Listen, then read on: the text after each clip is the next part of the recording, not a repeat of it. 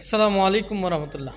আমরার ফয়সল আহমদ আহমদ ভাই আমার জিগাইরা কইরা ভাই কেউ যদি নামাজের প্রথম বৈঠক অর্থাৎ দুই রাকাত পড়িয়া যে আত্মাইয়াতুর বৈঠক এই বৈঠক আত্মাইয়াতু পড়িয়া কেউ যদি দুরুদ শরীফ একটা আন্নায় দুইটা পড়িলে তে তার উপরে কিতা সিদ্ধায় সাউ আজি বইবন।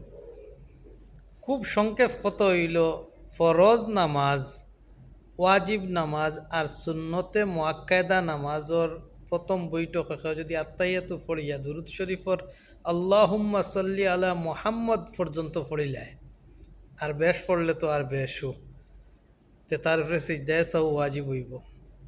আর আল্লাহুম্মা সাল্লি আলা মুহাম্মদ থেকে কম আর আল্লাহুম্মা সাল্লি আলা ইতখান যদি পড়ে রুশর মুখ এই অল্প পরিমাণ পড়ার কারণে সিজদায়ে সাহু ওয়াজিব হইত না।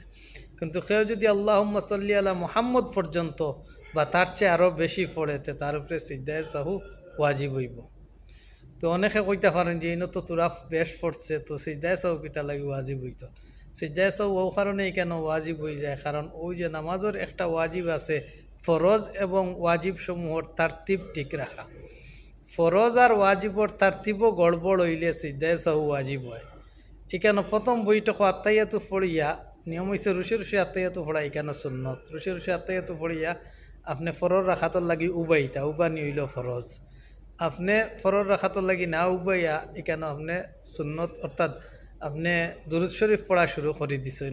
ও যে আপনি ফরজ এবং ওয়াজিবর তরতিব যে গড়বড় হয়েছে ও তরতিব গড়বড় হওয়ার কারণে এখানে সিজদায়ে সাহু ওয়াজিব হইব। আর সুন্নতে গয়ের মুআক্কাদা আর নফল নামাজর 4 রাকাত পৃষ্ঠ সুন্নতে গয়ের মুআক্কাদা আর নফল নামাজও সে যদি এখানে তো আল্লাহুম্মা সাল্লি আলা বারিক আলা অর্থাৎ দুরুদ শরীফ বা দোয়ায়ে মাসুরা পড়িলে তারপরে সিজদায়ে সাহু ওয়াজিব হইতো না। বরং সুন্নতে গয়ের মুআক্কাদা আর নফল নামাজও এখানে প্রথম বৈঠক দোয়ায়ে দুরুদ শরীফ আর দোয়ায়ে মাসুরা পড়া উত্তম বালা। আল্লাহ রাব্বুল আলামিন আমরা সবরে সঠিক বুঝার তৌফিক দান করুক। আসসালামু আলাইকুম।